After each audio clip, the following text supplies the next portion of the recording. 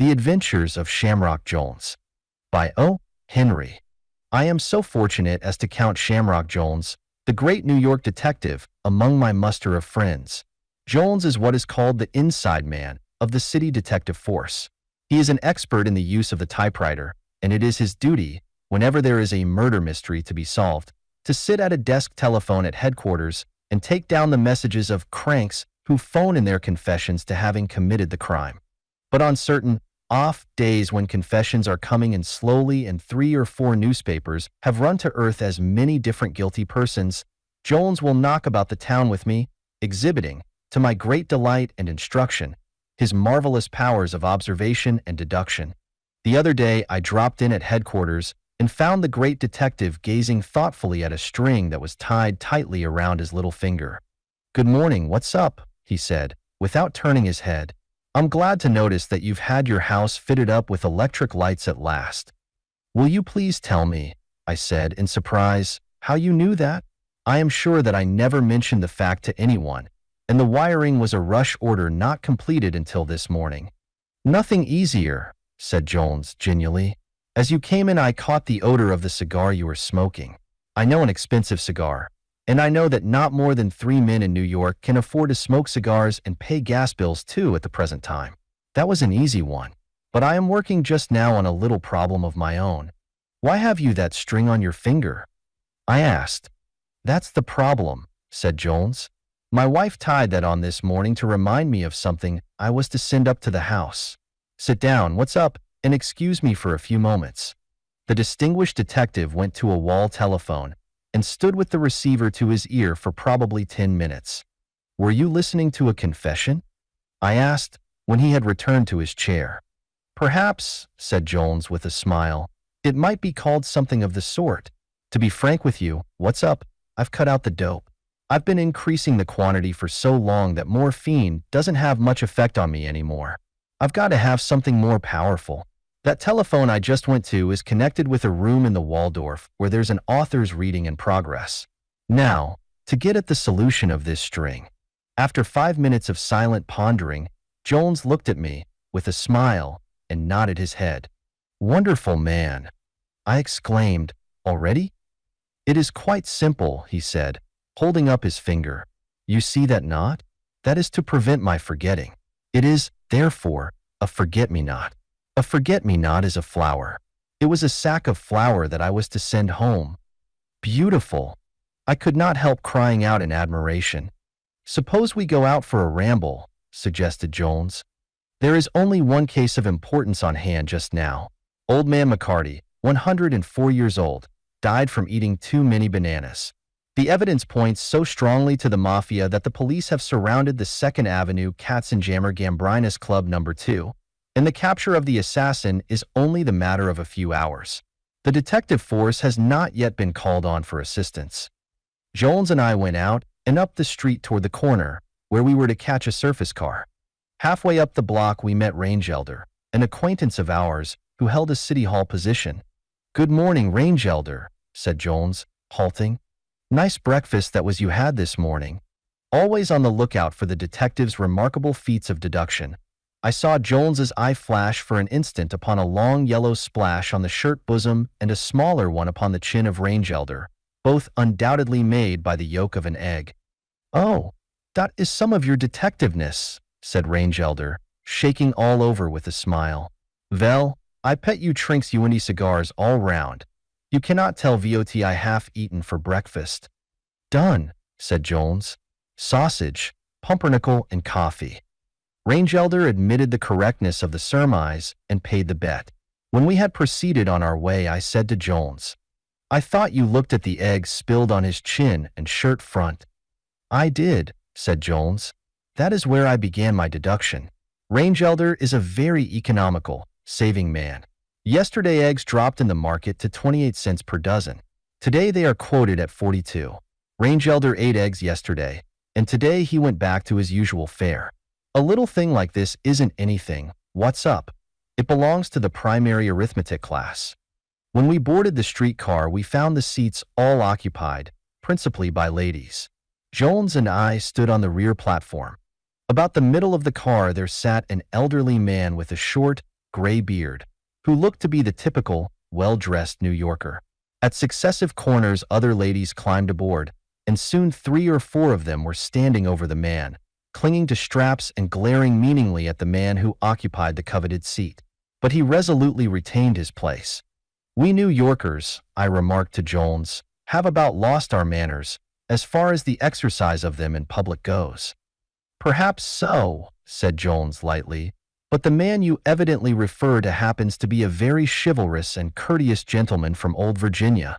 He is spending a few days in New York with his wife and 2 daughters, and he leaves for the South tonight." "You know him, then?" I said, in amazement. "I never saw him before we stepped on the car," declared the detective, smilingly. "By the gold tooth of the Witch of Endor," I cried, "if you can construe all that from his appearance, you are dealing in nothing else than black art." "The habit of observation, nothing more," said Jolnes. "If the old gentleman gets off the car before we do, I think I can demonstrate to you the accuracy of my deduction." 3 blocks farther along, the gentleman rose to leave the car. Jolnes addressed him at the door. "Pardon me, sir, but are you not Colonel Hunter, of Norfolk, Virginia?" "No, Sue," was the extremely courteous answer. "My name, Sue, is Ellison, Major Winfield R. Ellison, from Fairfax County, in the same state. I know a good many people, Sue, in Norfolk, the Goodriches, the Tollivers, and the Crabtrees, Sue, but I never had the pleasure of meeting yo friend, Colonel Hunter. I am happy to say, Sue, that I am going back to Virginia tonight, after having spent a week in yo city with my wife and 3 daughters. I shall be in Norfolk in about 10 days, and if you will give me yo name, Sue, I will take pleasure in looking up Colonel Hunter and telling him that you inquired after him, Sue." "Thank you," said Jolnes. "Tell him that Reynolds sent his regards, if you will be so kind." I glanced at the great New York detective and saw that a look of intense chagrin had come upon his clear-cut features. Failure in the slightest point always galled Shamrock Jolnes. "Did you say your underscore daughters?" he asked of the Virginia gentleman. "Yes, Sue, my 3 daughters, all as fine girls as there are in Fairfax County," was the answer. With that, Major Ellison stopped the car and began to descend the step. Shamrock Jolnes clutched his arm. "One moment, sir," he begged, in an urbane voice in which I alone detected the anxiety. "Am I not right in believing that one of the young ladies is an unadopted daughter?" "You are, Sue," admitted the Major from the ground. "But how the devil you knew it, Sue, is mo than I can tell." "And mo than I can tell, too," I said, as the car went on. Jolnes was restored to his calm, observant serenity by having wrested victory from his apparent failure. So after we got off the car, he invited me into a cafe, promising to reveal the process of his latest wonderful feat. "In the first place," he began after we were comfortably seated, "I knew the gentleman was no New Yorker because he was flushed and uneasy and restless on account of the ladies that were standing, although he did not rise and give them his seat. I decided from his appearance that he was a Southerner rather than a Westerner.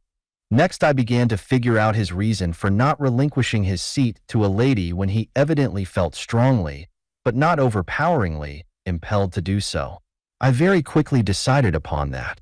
I noticed that one of his eyes had received a severe jab in one corner, which was red and inflamed, and that all over his face were tiny round marks about the size of the end of an uncut lead pencil. Also upon both of his patent leather shoes were a number of deep imprints, shaped like ovals cut off square at one end. Now, there is only one district in New York City where a man is bound to receive scars and wounds and indentations of that sort, and that is along the sidewalks of 23rd Street and a portion of 6th Avenue south of there. I knew from the imprints of trampling French heels on his feet, and the marks of countless jabs in the face from umbrellas and parasols carried by women in the shopping district that he had been in conflict with the Amazonian troops. And as he was a man of intelligent appearance, I knew he would not have braved such dangers unless he had been dragged thither by his own women folk. Therefore, when he got on the car, his anger at the treatment he had received was sufficient to make him keep his seat in spite of his traditions of Southern chivalry. "That is all very well," I said, "but why did you insist upon daughters, and especially 2 daughters? Why couldn't a wife alone have taken him shopping?" "There had to be daughters," said Jolnes calmly. If he had only a wife, and she near his own age, he could have bluffed her into going alone. If he had a young wife, she would prefer to go alone. So there you are. I'll admit that, I said, but now, why 2 daughters? And how, in the name of all the prophets, did you guess that one was adopted when he told you he had 3? Don't say guess, said Jolnes, with a touch of pride in his air. There is no such word in the lexicon of ratiocination. In Major Ellison's buttonhole, there was a carnation and a rosebud backed by a geranium leaf. No woman ever combined a carnation and a rosebud into a boutonniere. Close your eyes, what's up, and give the logic of your imagination a chance. Cannot you see the lovely Adele fastening the carnation to the lapel so that Papa may be gay upon the street? And then the romping Edith May dancing up with sisterly jealousy to add her rosebud to the adornment? And then, I cried, beginning to feel enthusiasm, when he declared that he had 3 daughters.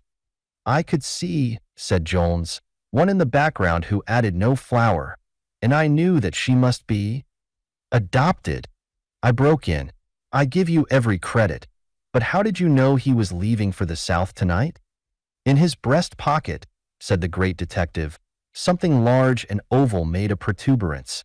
Good liquor is scarce on trains, and it is a long journey from New York to Fairfax County. Again, I must bow to you, I said, and tell me this, so that my last shred of doubt will be cleared away. Why did you decide that he was from Virginia? It was very faint, I admit, answered Shamrock Jolnes, but no trained observer could have failed to detect the odor of mint in the car.